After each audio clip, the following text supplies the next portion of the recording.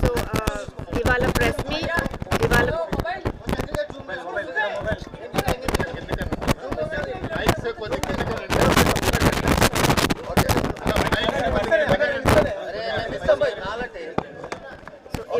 ఇవాళ press meet SED అని చెప్పి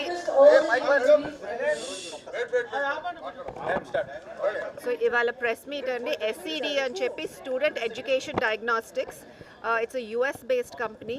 యుఎస్లో ఉన్న న్యూరో సైంటిస్ట్ అండ్ సైకాలజిస్ట్ తయారు చేసిన ప్రోగ్రామ్ ఇది.